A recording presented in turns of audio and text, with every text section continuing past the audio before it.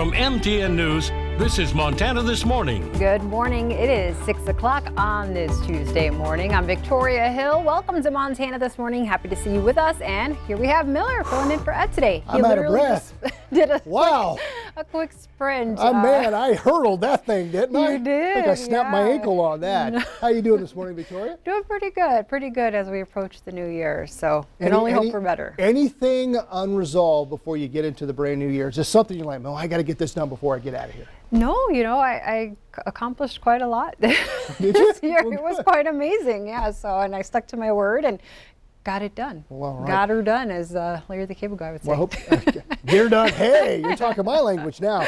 Well, I hope you had a wonderful year. I know it was just a crazy year this year with COVID, and here's my wish for everybody as we get into 2021. Blessings on everybody. Just make it hopefully a fantastic year and try to get back to normal. And I'll give you this. We got some nice weather as we head into 2021 to start off. But right now, as we take a look at the almanac, we didn't get above freezing yesterday here in Billings. Our high got up to about 31, below average. That's going to change as we move forward. We'll try to get up to about 37 this afternoon as we take a live look at the iCam. No fog this morning, so that's good news. So your morning commute a lot better than it was 24 hours ago. Winds out of the southwest at about 13 miles an hour. Right now, as we take a look around the horn, we've got Williston sitting at about 16, Miles City at 80, or 8 rather. I wish it was 80. Butte, you're clocking in at about -4, so you're our cold spot this morning. Wind's not a factor yet, but as we go along this evening, those winds will kick up. Livingston along I-90 from Livingston to Big Timber, that vicinity there, you're going to start to see some gusts up to about 60 miles an hour tonight, all the way through Thursday, with those peak winds trying to clock in tomorrow afternoon. So just keep that in mind as you're on the road during your morning and afternoon commute. Beautiful day today, lots of sunshine, into the upper 30s we go, only getting warmer as we move forward, getting closer and closer to 2021. I think just an overall goal for me in 2021 will be to live a healthier lifestyle. I think we all realized how important health is this past year. That's true. And so kind of doing everything you can to put yourself in a good situation. So you've done all you can to maybe stay healthy and live a long life, live a long, healthy life. It's a chance to wipe the slate clean too, to start anew.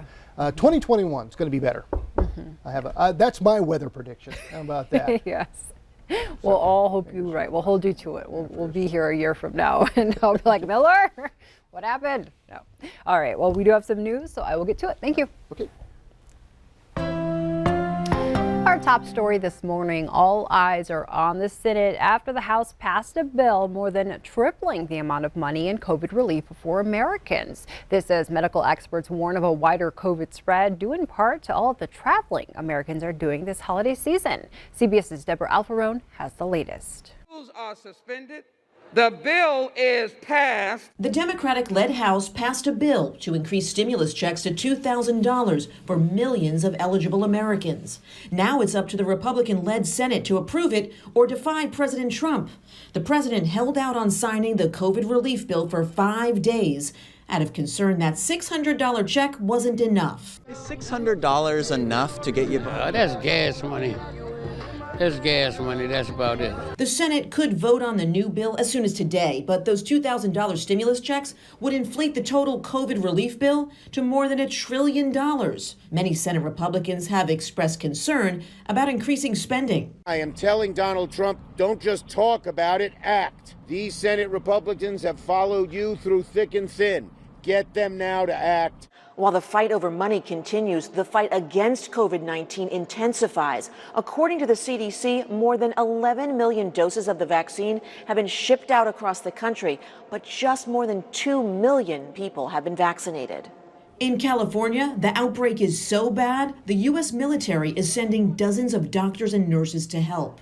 And new startling statistics. COVID has killed 1 out of every 1,000 Americans. Experts say a crush of holiday travelers is prompting fears of yet another surge. I think we're now in a viral tsunami. With New Year's Eve days away, LA's mayor is urging people to stay home. Officials say Los Angeles County ICUs are completely full, and on average, up to 600 people are testing positive every hour. Deborah Alfarone, CBS News, Washington. Yesterday, 36 states began sending the first doses of the vaccine to some of their long-term care facilities. Well, there may be more COVID-19 vaccine doses than previously reported. The Food and Drug Administration says healthcare providers can squeeze up to 40% more doses from the existing supply. That guidance comes after some providers noticed vials meant to hold 5 doses of the Pfizer vaccine actually often contain enough for 6 or 7 doses. The FDA has given them the green light to administer those extra doses so long as they don't use more than 1 vial to create a new shot. New this morning, firefighters knocked down flames on a home in Central Billings early this morning. They were called to 2045 Clark Avenue just before 3 o'clock, where the home's chimney caught fire. People were in the home when the fire started, but everyone made it out safely. Fire officials estimate the flames caused around $30,000 in damages. The west side of the house took the brunt of the fire, and the attic received some smoke damage as well. Montana's governor-elect Greg Gianforte is outlining his priorities for his first term in the state's highest office. MTN's chief political reporter Mike Dennison tells us more about Gianforte's plans to fill out his new administration, tackle the pandemic, and help the economy. Governor-elect Gianforte, speaking via the internet to reporters, said the #1 issue for Montana is tackling the COVID-19 pandemic, and that he'll be announcing new guidelines next week once he takes office. He wouldn't say what he's considering, but seemed to indicate that some restrictions in place now could be relaxed. I've always said that the decisions we make on January 4th and beyond need to be based on the facts on the ground at that point. I would point out that we've seen a precipitous drop in the rate of the number of new infections per day. That's encouraging to me. He did say he'll be wearing a mask in the Capitol and getting a vaccine when it becomes available to him. But he said repeatedly that Montanans should have the freedom to make their own decisions on protecting themselves and others. I think with freedom comes responsibility, and I trust Montanans to make the right decisions for themselves and the people around them. Again, we'll get through this together. On his cabinet, Gianforte so far has named only 1 nominee out of a dozen state agency heads that he must appoint. He said it's taken time to go through a crush of qualified applicants and that he'll unveil more, but not all of them, this week. Well, I'm well over half of the 12 have been offered and accepted. We're just in the process of getting those packaged up so we can get them out to you and share the details. But I would also say that from my career of building teams, it's important. The most important thing is having the right person in the chair, not just filling a chair. And finally, when asked about legislative priorities, Gianforte said it's outlined in his Montana comeback plan, but he cautioned that next year's budget may be tight. I said to both the majority and the minority, if they have ideas that are consistent with that comeback plan, we're going to be supportive. As long as they fit in the overall package. We do have constraints, fiscal constraints, which is going to make it difficult for a lot of new spending. As the incoming governor said, don't expect much in the way of surprises. He'll be trying to enact what he promised during the campaign, a more frugal and conservative state government. Reporting from Helena, Mike Dennison, MTN News. Gianforte will be sworn in next Monday, January 4th. Senator SenDaines is under fire from some members of his own party for his support of the Montana Water Rights Protection Act. A group of Republican state senators say they will challenge the law passed as part of the federal spending bill last week. They said the act is a clear betrayal to the state and the president and contains unnecessary spending. The act provides $2 billion to the CSKT tribes to update irrigation infrastructure. Daines' office says without this bill, thousands of Montanans would have been forced into expensive litigation. Turning to court news, a man already on parole for sexually assaulting a child in Billings in 2013 is now accused of molesting a girl under the age of 12 in Helena on Christmas Day. 27-year-old Delane Davis appeared in court yesterday charged with felony sexual assault. Court documents state the child accused Davis of touching her while she was in bed and says he ran from the room once he noticed she was awake. His bond was set at $40,000. Also making headlines this morning, days after a Christmas Day explosion rocked downtown Nashville, investigators are still searching for a motive. Officials say the man responsible was killed in the blast. As CNN's Melissa Rainey reports, new video shows officers near the blast site minutes before the explosion. Newly released body cam footage shows the tense moments ahead of the Christmas Day blast in Nashville, with officers getting dangerously close to an RV that was moments from exploding. When the bomb goes off, officers run toward the scene, warning people in the area to get out. Where's your car? Okay, go to your car. What's going on? Cleanup efforts continued Monday, with investigators combing through debris scattered on the street, searching for any answers as to why this happened. The blast injured at least 8 people and damaged more than 40 buildings in downtown Nashville. It's unreal. It's something that you don't prepare for or even think about, and especially on Christmas Day. Authorities say 63-year-old Anthony Quinn Warner was behind the bombing, and he died in the explosion. Officials refuse to speculate on a motive. We're still following leads, but right now there is no indication that any other persons were involved. A neighbor says Warner was a loner. They spoke just 4 days before the bombing. I asked him, is Santa going to bring you anything good for Christmas? And he smiled, and he said, oh yeah, I'm going to be famous. Nashville and the world will never forget me. The neighbor says he thought Warner was referring to something good happening. I'm Melissa Rainey reporting.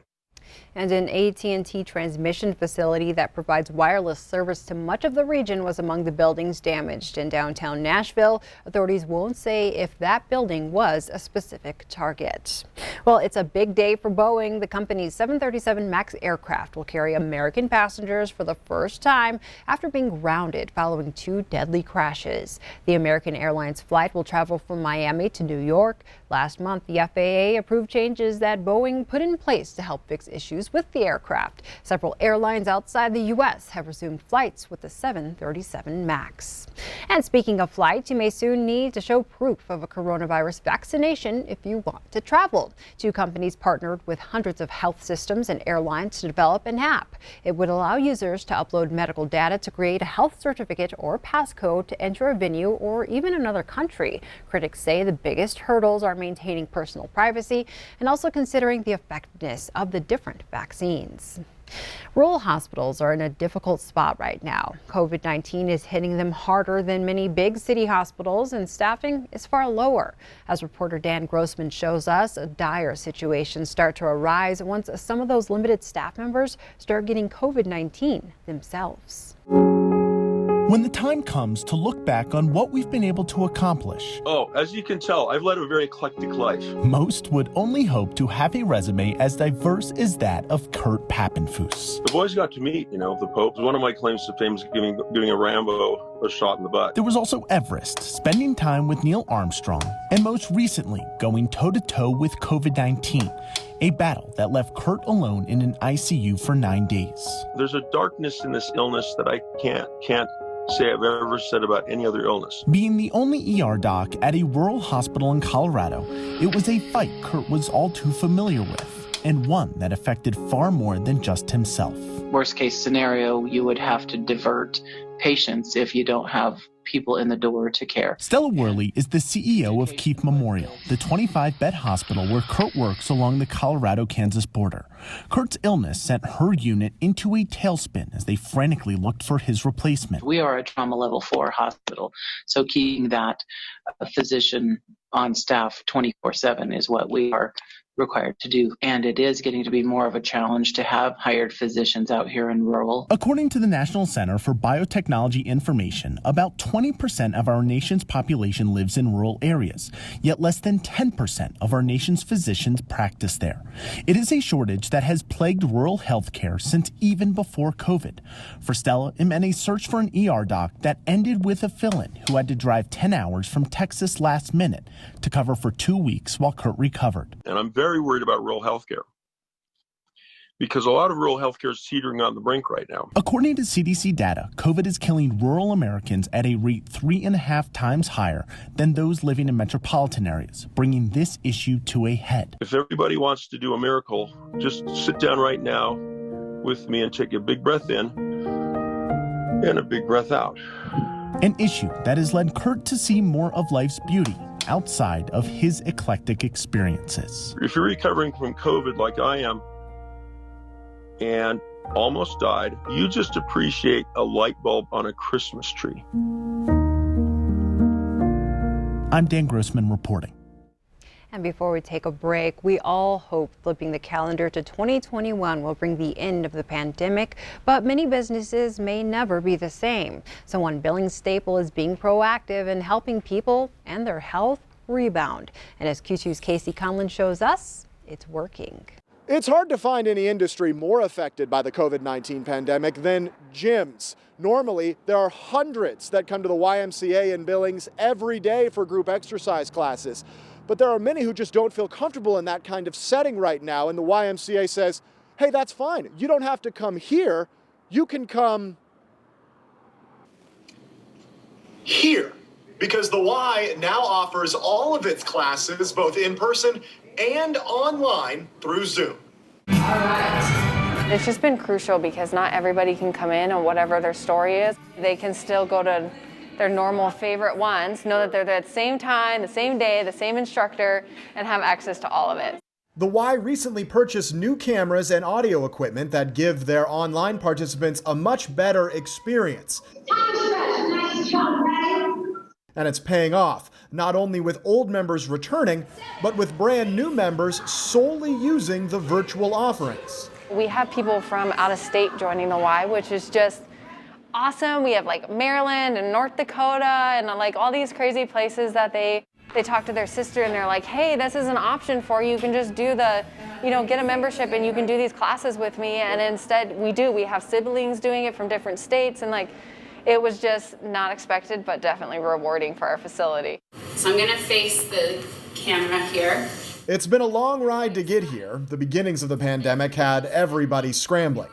I was literally Zooming classes in from my house through all of shelter in place. And then once shelter in place got lifted, we did classes outside only. Once summer hit, we did a hybrid of outside, inside, and then this fall we did a hybrid of inside and Zoom classes. That's why the Y has seen more success than most, the willingness to go many extra miles for that sense of community the organization has cultivated for years.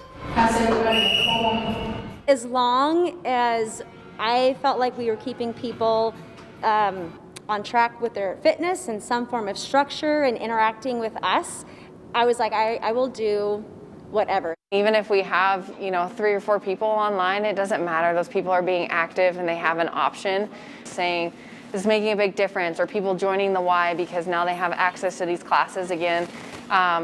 It's definitely made the growing pains worth it. And now they're set up for a system many people believe is here to stay. We have to prepare for that. Like, virtual is like the new thing. For some people, it's a convenience thing. Obviously at the Y, we're all about community, right? And people want to be here and be in person, but if you can't, I think it's here to stay. So we'll just keep adapting and adjusting and make the most of it. The longer the pandemic goes, the better at that the Y seems to be. Casey Conlon, MTN News. And Casey tells us you can purchase a membership on their website at billingsymca.org.